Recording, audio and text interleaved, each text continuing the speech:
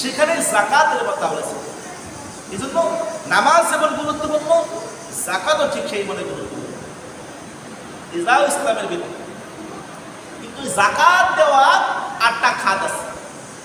এই 8টা খাতে যাকাত দিতে হবে, যা আল্লাহ রাব্বুল আলামিন কোরআনে কারীমের ভিতরে নিজেই বর্ণনা করে দিয়েছেন কাদেরকে যাকাত দিবে।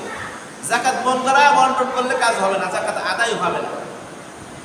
যাকাতেরও 8টা খাত আছে। সেই খাত সম্পর্কে সূরাতুত তাওবার 60 নম্বর আয়াতে আল্লাহ রাব্বুল আলামিন বলেন, ইন্নামাস সাদাকাতু লিল ফুকারাই ওয়াল মাসাকিন। ইন্নামাস সাদাকাতু লিল ফুকারাই ওয়াল মাসাকিন। নিশ্চয় যাকাত সদকা, ইন্নামাস সাদাকাতু সদকা লিল ফুকারাই, ফকিরদের জন্য, ওয়াল মাসাকিন মিসকিনদের জন্য। ফকির এবং মিসকিনের মধ্যে পার্থক্য আছে।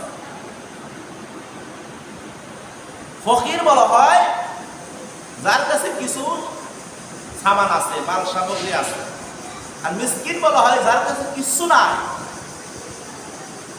যার কাছে কিছু নাই। আর ফকির হলো যার কাছে 12.5 তোলা রূপার সমমূল্য সম্পদ তার থেকে কম আছে।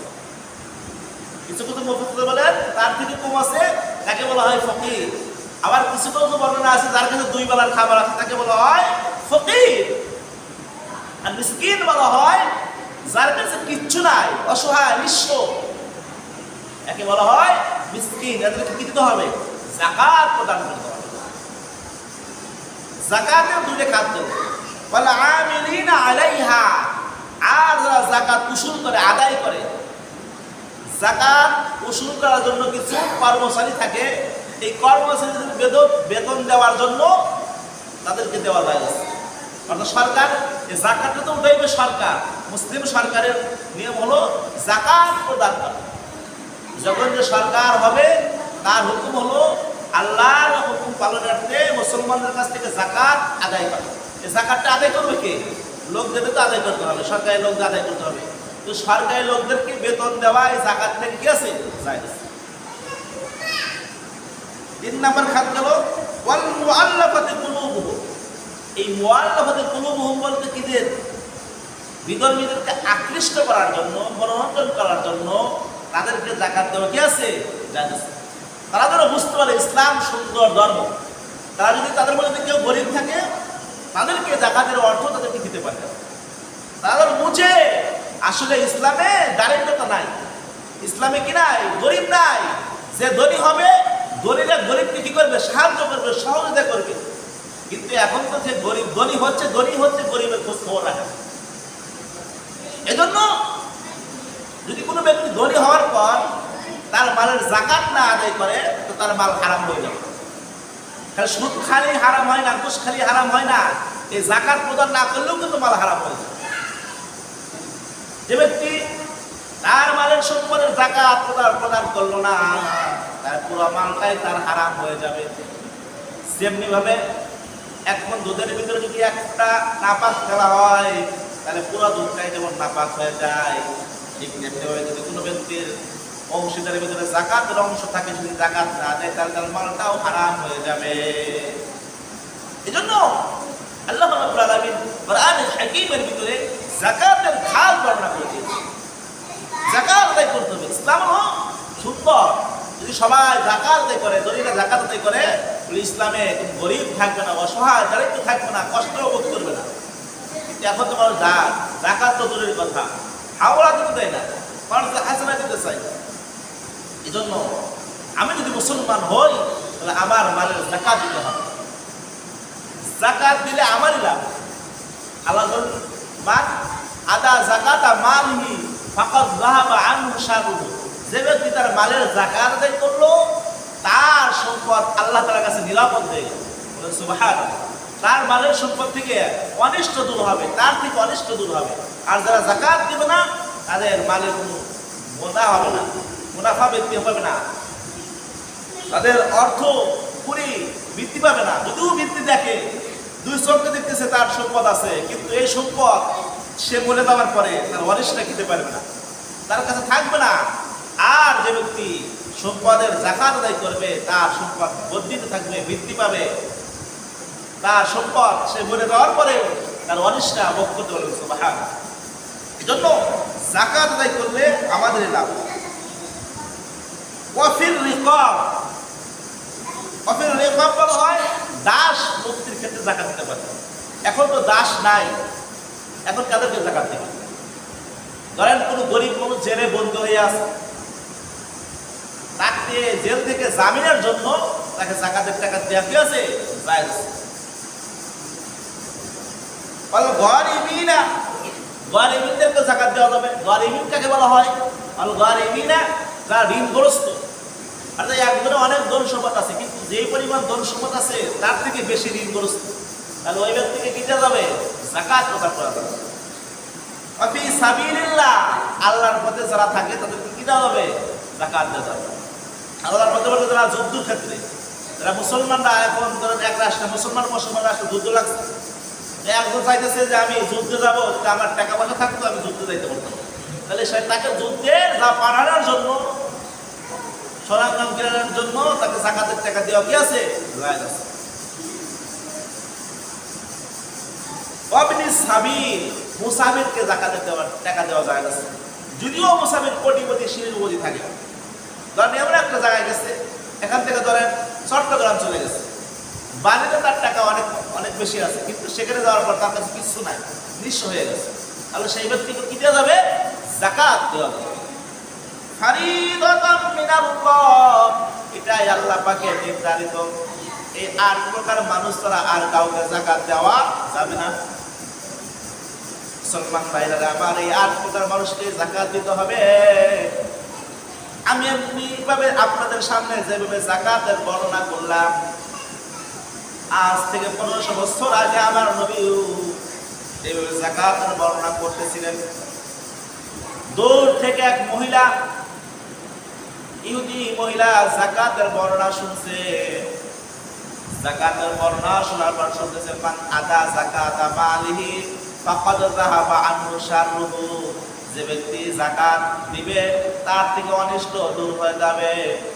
যে ব্যক্তি যাকাত প্রদান করবে তার থেকে তার মাল কখনো ধ্বংস হবে না, তার মাল আগুনে পড়বে না, তার মাল ধ্বংস হবে না। এই কথাগুলো আমার নবীজি বর্ণনা করতেছিলেন।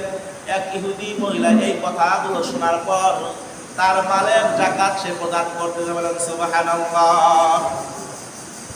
মুসলমান ভাইরা আমার, এই মহিলা যখন যাকাত প্রদান করে, অন্যান্য ইহুদিরা এসে বলতেছে, ও মা, তুমি তো মুসলমান হয়ে গিয়েছো, যাকাত দেওয়ার সিস্টেম তো মুসলমানদের ধর্মের ভিতরে আছে, আমরা তো ইহুদি, আপনি কেন যাকাত দেন? কেন যাকাত দেন? যাকাত দেন কেন? বলে আমি যাকাত দেই আমার ফায়দার জন্য, আমার লাভের জন্য। আপনার লাভ কি? বলে আব্দুল্লাহর বেটা মুহাম্মদ বলেছে, যে ব্যক্তি যাকাত দিবে তার মাল ধ্বংস হবে না, তার মাল আগুনে পড়বে না, তার মাল শেষ হবে না, তার মাল আর বৃদ্ধি পাবে। কারণ আব্দুল্লাহর বেটা মুহাম্মদ কোনদিন মিথ্যা কথা বলে নাই। আমরা তাকে আল আমিন উপাধি দিয়েছিলাম, কারণ যে যা বলছে সব সত্য হয়েছে, আমি তার কথাকে সত্যায়ন করি। এই জন্য আমার মাল লাভের জন্য আমি আমার মালের যাকাত দিচ্ছি। বলেন সুবহানাল্লাহ। কিন্তু সে কিন্তু মুসলমান না, সে কিন্তু ইহুদি মহিলা। সেই ইহুদি মহিলা তার সম্পদের যাকাত দেয়। মুসলমান ভাইরা আমার, ঘটনাক্রমে একবার তার সফর সঙ্গীরা তার মাল ব্যবসা করার জন্য সিরিয়ায় পাঠাইছে। কিছু ব্যবসায়িকরা সিরিয়ায় ব্যবসা করার জন্য চলে গিয়েছে উট নিয়ে। ওইখানে ওই মহিলাও 100টা উট ছিল, সেও পাঠাইছে ম্যানেজার সহকারে। এবার পাঠানোর পর আসার পথে মাল থেকে ব্যবসা করে সবাই বাড়িতে ফিরে আসতেছে, কিন্তু একটা স্পট, এক জায়গায় ডাকাতরা ডাকাতি করতেছে। যারা যারা আসতেছে কি করতেছে? ডাকাতিরা ডাকাতি করতেছে। এইভাবে মদিনায় যারা প্রবেশ করতেছে আর কান্নাকাটি করতেছে, বলে আমার সম্পদ ডাকাতি হয়ে গিয়েছে, আমার সম্পদ ডাকাতি হয়ে গেছে। যারা এই মদিনায় ফিরতেছে তারাই কান্নাকাটি করতেছে, আমার সম্পদ ডাকাতি চলে নিয়ে গেছে। ওই ইহুদির মহিলারও ওই যাতায়াতের সাথে, ওই সফর সঙ্গীর সাথে তারও সম্পদ ছিল, কিন্তু ইহুদি মহিলা বলতে যে আমার সম্পদ চলে নিতে পারে না, ডাকাতে নিতে পারে না। যদি আমার সম্পদ ডাকাতে নাই, চলে নাই, তাহলে আমি মুহাম্মদের কলার ধরবো। কারণ মুহাম্মদ বলেছে যে সম্পদের যাকাত দেয়, সম্পদ ধ্বংস হবে না। আমার মাল যদি ধ্বংস হয়ে যায়, মুহাম্মদের খবর আছে। এই মুসলমান ভাইরা আমার, ওই সফর সঙ্গীর সাথে যারা যারা সিরিয়ায় ব্যবসা করার জন্য গিয়েছিল, সকলের মাল ডাকাতি করে নিয়ে গিয়েছে, কিন্তু ওই মহিলার ম্যানেজারের মাল ডাকাতি দিতে পারে নাই। এরও একটা কারণ আছে। কারণটা হলো, আমি আপনাদেরকে বোঝানোর জন্য একটা এক্সাম্পল দিতে পারি। ধরেন আমাদের জিতকে বাজার ডাকাতি হচ্ছে, পিছন থেকে যতগুলো গাড়ি আছে গাড়িগুলো আসছে, কিন্তু সর্বশেষে যে গাড়িটা, ওই গাড়িটার চাক্কা কি হয়েছে, পাঞ্চার হয়ে গেছে। ওই গাড়িটা কিন্তু জিতকে বাজার আসতে পারলো না। যে সমস্ত গাড়িগুলো জিতকে বাজার আসছে, ওই গাড়িগুলো কিন্তু ডাকাতি হয়ে গিয়েছে। ঠিক তেমনি ভাবে ওই মহিলার যে উটগুলো ছিল, উটের ভিতরে একটা প্রধান উট থাকে, আমির উট থাকে। ওই উটটা একটা পাথরের সাথে আঘাত খায়, উটের পা ভেঙে যায়, উটটা ওখানে বসে পড়ে। ওই প্রধান উট বসার কারণে আমির উট যখন যেখানে বসে গেছে, সকল উট ওইখানেই বসে গেছে। সুবহানাল্লাহ। মুসলমান ভাইরা আমার, যখন ডাকাতিরা ডাকাতি করে, যেই জায়গায় ডাকাতি করছে, ওই ডাকাত থেকে ডাকাতি করে চোররা ভাঙে গিয়েছে, ডাকাতরা ভাঙে গিয়েছে। তারপরে ওই মহিলার যে উট ছিল, এই উটগুলো কি করছে, ওই উটটা প্রধান উটটা তখন উঠছে। ওঠার পরে ওই মহিলার উটগুলো তখন মদিনায় প্রবেশ করছে, ডাকাতি করতে পারে নাই। লোকেরা জিজ্ঞাসা করে, তোমাদের উট কেন চুরি হলো না, ডাকাতি হলো না? তখন বলতেছে, আমাদের উটগুলো ডাকাতি হতে পারে নাই, আমাদের যে আমির উট ছিল, আমির উটটা অসুস্থ হয়েছিল। অসুস্থ হওয়ার কারণে ওই জায়গায় বসে গিয়েছে। যে স্পটে ডাকাতি হয়েছে, ওই স্পটে আসার আগেই ডাকাতরা ডাকাতি করে নিয়ে গিয়েছে।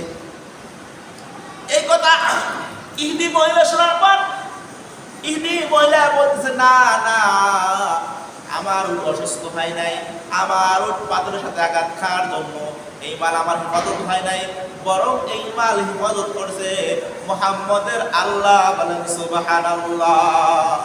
কারণ মুহাম্মদ বলেছিল, যদি আমি আমার মালের যাকাত দেই, তাহলে আমার মাল আমার আল্লাহ হেফাজত করবে। মুহাম্মদের কথা সত্য হয়েছে, আমি আর দেরি করব না। মুহাম্মদের হাতে হাত পরাইয়া কালেমা পয়রা মুসলমান, বলেন সুবহানাল্লাহ। ওই মহিলাটা কালেমা পয়রা মুসলমান হয়ে গেল, লা ইলাহা ইল্লাল্লাহু মুহাম্মাদুর রাসূলুল্লাহ।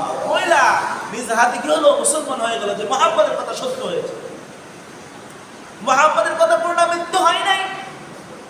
মুহাম্মদ যেন বলেছে, যদি আমি ঈমান আনওয়ার না করি, নামাজ না পড়ে, রোজা না রাখি, যাকাত না দেই, তাহলে মৃত্যুর পর আমাকে শাস্তি দিবে।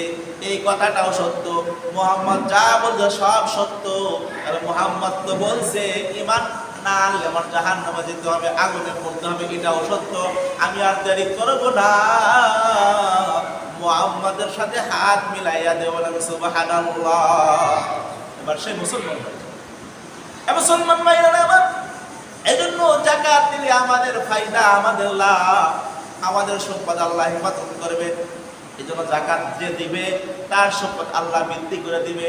এজন্য যাকাত যে দিবে না, তার সম্পদ আল্লাহ ধ্বংস করে দিবে। হইতে পারে আপনার শরীর অসুস্থ হয়ে যাবে, হইতে পারে আপনার পালের একটা গরু মারা যাবে, হইতে পারে আপনার নাতি অসুস্থ হবে, আপনার বেবি অসুস্থ হবে, পিছন থেকে আপনার মালের যাকাত ধ্বংস হবে, আপনি নিজেও টের পাইবেন না। আর যদি আপনার যাকাতকে অক্ষর অক্ষরে পালন করেন, তাহলে আমার আল্লাহ খুশি হবে। যারা যাকাত দেয়, যাকাত দেওয়ার কারণে, সদকা করার কারণে সব আল্লাহ বেশি খুশি হয়। মুসলমান ভাইরা আমার, যাকাত নিজেদের লাভ, নিজেদের সম্পদ বৃদ্ধি হয়, কিন্তু আমরা বুঝবো না, আমাদের একটু কষ্ট লাগবে। এই কষ্টটার নাম হইলে মুসলমান, ত্যাগ স্বীকার করতে হবে। এই জন্য প্রত্যেকটা মালের পাই টু পাই হিসাব করে যাকাত দিতে হবে।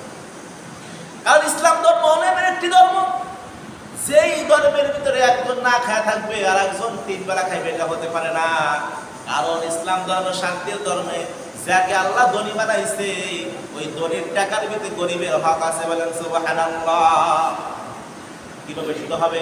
40 ভাগের 1 ভাগ দিতে হবে। কয় ভাগের? যার 40 টাকা আছে হিসেবে 1 টাকা তাকে কি করতে হবে? গরিবকে দিতে হবে। যার কাছে 1 লাখ টাকা আছে তার 2,500 টাকা গরিবকে দিতে হবে। এজন্য মুসলমান ভাইরা আমার, যাকাতরা প্রদান করবে এদের লাভ, এদের লাভ। আর যারা যাকাত দিল না এরা গরিবদের হক খাইলো। কি খাইলো? গরিবদের হক খাইলো। নিজেরা যাকাতের টাকা নিজেই খেলো, গরিবের টাকা সেবন করলো, মিসকিনের টাকা সেবন করলো। তার মতো পুরা কমাইলা কেউ নাই যে ব্যক্তি যাকাত দিবে না। আল্লাহ রাসূল বলেন কিয়ামতের দিন ওই যাকাতের টাকাগুলো সাপ হবে, বিচ্ছু হবে, তাকে দংশন করবে। আর দংশন করে বলবে আনা মালু কানজুন, আমি তোমার সম্পদ, আমি তোমার ধন সম্পদ, আমি তোমার টাকা, আমি তোমার পয়সা। আজকে আমি সাপ হয়েছি, বিচ্ছু হয়েছি, ওই টাকাগুলো আপনাকে দংশন করবে। দেখে আমার কথা, আমার বানানো কথা, বুখারী শরীফের হাদিস আপনি খুলে দেখেন। সেই দিন আপনার সম্পদগুলো সাপ হবে, বিচ্ছু হবে, আপনাকে দংশন করবে। এক একটা সাপ যখন দংশন করবে, একটা সাপের নিঃশ্বাস যদি দুনিয়ায় ফেলে দেওয়া হয়, এই দুনিয়ার একটা মানুষ আর বসবাস করতে পারবে না। এত অজস্র বড় বড় সাপ আপনাকে দংশন করবে। আর দংশন করে বলবে আমি তোমার সম্পদ, তুমি সম্পদকে ভালোবাসছিলে, আজকে আল্লাহ রাব্বুল আলামিন আমাকে সাপ বানিয়ে দিয়েছে, আমি তোমাকে দংশন করব। এইভাবে দংশন করতেই থাকবে। এজন্য মালের প্রতি মোহাম্মত আনা যাবে না। এটা গরিবের হক, আপনি গরিবকে দিয়ে দেবেন, আপনার মাল আল্লাহ বৃদ্ধি করে দেবেন। সুবহানাল্লাহ। এজন্য গরিবের হক আদায় করতে। এখন তো যাকাতের হিসাব, কারণ আমি এই কথাগুলো এই জন্যই বলতেছি, এটাই বিদায় জুমায় হতে পারে, শেষ জুমায় নাও বলতে পারতে পারে, এই জন্য বিদায় জুমা হতে পারে। আমরা অনেকেই সাদকাতুল ফিতর আদায় করি না। সাদকাতুল ফিতর কাদের উপর ওয়াজিব? যে ব্যক্তির উপর যাকাত ওয়াজিব সেই ব্যক্তি তো যাকাত দিবেই। আর সাদকাতুল ফিতর সবার উপরে ওয়াজিব। কার উপর? সবার উপর সাদকাতুল ফিতর কি ওয়াজিব। ঈদের দিন যদি কোনো সন্তান সূর্য অস্তের আগে যদি জন্মগ্রহণ করে, তারও কি দিতে হবে? সাদকাতুল ফিতর দিতে হবে। ঈদের দিনের আগে, সূর্য অস্তের আগে যদি কোনো সন্তান, কোনো মেয়ে সন্তান, ছেলে সন্তান যে জন্মগ্রহণ করবে, কি দিতে হবে? সাদকাতুল ফিতর দিতে হবে। দাস দাসী এদের কি দিতে হবে? সদকা দিতে হবে, সাদকাতুল ফিতর দিতে হবে। সাদকাতুল ফিতর এই বছরের সর্বনিম্ন হলো 110 টাকা, আর সর্বোচ্চ হলো 2805 টাকা। প্রত্যেকটা মানুষেরই সাদকাতুল ফিতর দিতে হবে। সাদকাতুল ফিতরটা কাকে দিবে? যে ব্যক্তি যাকাতের টাকা খাওয়ার হকদার, যাকাতের 8টা খাত আছে, এই 8 জন ব্যক্তি সাদকাতুল ফিতর খাইতে পারে। এই জন্য সাদকাতুল ফিতর ধনী হোক গরিব হোক সবার কি করতে হবে? আদায় করতে হবে। কার পক্ষ থেকে? আপনার বাড়ির জন্য আপনি হলো প্রধান, আপনি প্রদান কর্তা, তাহলে আপনার বাড়ির ছোট বড় মহিলা দাসী, দাস দাসী, এদের কি করতে হবে? আপনি সাদকাতুল ফিতর আদায় করে দেবেন। একজন ফ্যামিলিতে ধরেন 9 জন লোক আছে, তাহলে তার 1000 টাকা সাদকাতুল ফিতর আদায় করতে হবে। এই জন্য সাদকাতুল ফিতর আদায় করবেন কখন? ঈদগার মাঠে আসার আগেই আদায় করবেন। ঈদগার পরে আদায় করা যাবে, কিন্তু উত্তম হলো ঈদগার মাঠে আসার আগে কি করতে হবে? সাদকাতুল ফিতর আদায় করতে হবে। সাদকাতুল ফিতর ওয়াজিব। এজন্য প্রত্যেকটা মানুষই সাদকাতুল ফিতর আদায় করবে। আর কিছু কথা না বললেই চলে না। আমরা অনেকেই মসজিদে থাকার জন্য পাগল হয়ে যাই। একটা মাসআলা শুনে নেই। কোনো ব্যক্তি ইবাদতের উদ্দেশ্য ছাড়া মসজিদে রাত্রে জাগরণ করা জায়েজ নাই, কবিরা গুনাহ হবে। ইতিকাফের নিয়তে মসজিদে থাকতে পারবে। ইতিকাফের নিয়ত ছাড়া কোনো ব্যক্তি মসজিদে ঘুমাইতে পারবে না। কারণ মসজিদে যদি ঘুমান তাহলে আপনার জন্য কবিরা গুনাহ হবে। ইবাদতের জন্য মসজিদে থাকতে পারবেন। কারণ আপনি যখন বালেগ হয়ে গেছেন, এই মসজিদে আপনি সব প্রদর্শন হতে পারে। আপনি মসজিদ তো বাজার না, মসজিদ তো শোয়ার জায়গা না, মসজিদ হলো ইবাদতের জায়গা। মসজিদে ঢোকার পরে যদি কোনো বান্দা কথা বলে, তো আল্লাহর ফেরেশতা বলে হে আল্লাহর দুশমন চুপ কর, কথা বলাই জায়েজ নাই। আর সেইখানে আমরা অনেকেই মসজিদে এসে মোবাইল একটা নিয়ে আইসা পুরো ধরা দুঃখ চলতেছে। এটা বাড়ি কোন ভাই? আপনাদেরকে নিষেধ করলে আপনারা যেতে চান না। মসজিদটা তো ইবাদতের জায়গা, এটা আল্লাহর ভয় থাকতে হবে, আল্লাহর ঘর। এই ঘরে ঢুকে কথা বলাই জায়েজ সেখানে আপনারা মোবাইল নিয়ে এসে বলেন ঢুকতে চান না, যেতে চান না। আপনাদেরকে বারবার নিষেধ করি, এরপরে আমার কথা আপনারা শুনেন না। এখানে কি গরমের জায়গা, এখানে আমি থাকি তো আমার লস নাই, আমার বরং লাভ। কারণ আমি এখানে একা একা থাকি, যদি এখানে ছাত্ররা থাকে তাহলে আমার আর সাহস থাকে। কিন্তু এরপরে আমি থাকতে যাই না কেন? এটা জায়েজ নাই, আমি হারামভাবে আপনাদেরকে রাখতে দেবো। গুণাগার তো আমিও, এই গুণা এই কমিটি যারা আছে এদেরও গুণাগার। এজন্য কোনো ফ্যামিলির থেকে যদি কোনো ছেলে যদি বলে হুজুর মাকে বলে আসে যে আমি রাতে মসজিদে থাকবো, আপনি তো মনে করেন সন্তান মসজিদ থাকবো, থাক, আপনার সন্তানের খবর রাখতে হবে। আমার সন্তান মসজিদে গিয়ে আসলে সে কী করতেছে। এই যে যারা রোম মিস্ত্রি, এই রোম মিস্ত্রি এসে বলতেছে হুজুর আপনাদের টয়লেটে এত বিড়ির মোতা কেন, এত মানে মুখ দেখাইতে পারি না, তো এত বড় বিড়ির মোতা জমা হয়েছে কিভাবে? এই বিড়ির মোতা কি ফেরেস্তারা এসে খাইছে? এই সিগারেট কি ফেরেস্তারা এসে খায়? আপনাদের একটু ভয় লাগে না যে মসজিদের সামনে আমি এসে এগুলো খাই? তাও মসজিদের টয়লেটে বসে আল্লাহর ভয় করবেন, কারণ নাম ধরে বলতেছেন এখানে কোনো ফেরেস্তারা আসে নাই এই বিড়ি খাওয়ার জন্য। জিটকা বাজার থেকে কেউ লোক আসে, আমাদের আশেপাশের গ্রামের লোকেরাই খাইছে। এই জন্য আমি অনুরোধ করতেছি, আমি অনেককে দেখছি কিন্তু আমি না দেখে না দেখার ভান করছি। এজন্য এয়ারপোর্ট থেকে যদি কেউ আমি সরাসরি দেখি ভিডিও করে রাখে তার বাপ মাকে দেখাবো। এবার আমি আপনাদেরকে অলরেডি দিচ্ছি, কেউ মসজিদের সামনে এসে বিড়ি সিগারেট আড্ডা বাজ দিবেন না। আর ঘুমানোর উদ্দেশ্য, কেউ যদি ঘুমাইতে চান, থাকতে চান, এতে কাবের নিয়ে তো থাকেন, কোনো সমস্যা নাই। এতে কাবের নিয়ে থাকবেন, আমি বরং কোরআন শরীফ পড়া শেখাবো। দরবেশে একটা মোবাইল রেখে আসবেন, মোবাইলে থাকবেন, এখানে আসবেন, পড়বেন, ঘুমাইবেন, সব ঠিক আছে। কিন্তু মোবাইল নিয়ে এসে এমনি মসজিদে থাকার জন্য বেড নিয়ে আসবেন, এটা কখনো কি হবে না? জায়েজ হবে না। কেউ থাকবে না, আল্লাহকে ভয় করবেন। থাকলে আমার লাভ, কিন্তু আমি থাকতে দিই না কেন, এটা আপনারা এখন বুঝবেন না। এই জন্য মসজিদে এতে কেমন নিয়ে আসা, রাত্রে জাগরণ করা কি নাই, জায়েজ নাই। কেউ যদি থাকার এখন তুই প্রয়োজন মনে করেন, বাইরে যদি ঘুমানোর জায়গা নাই থাকে, তাহলে মসজিদের যে মাঠ আছে, মাঠে ঘুমায় না, কোনো সমস্যা নাই। আল্লাহ রাব্বুল আলামিন সবাইকে আমল করার তৌফিক দান করুক, সর্বপ্রথম আমাকে আমল করার তৌফিক দান করুক। রাসূল টাকা সুন্নাত মানে অতি শীঘ্রই পড়ে না।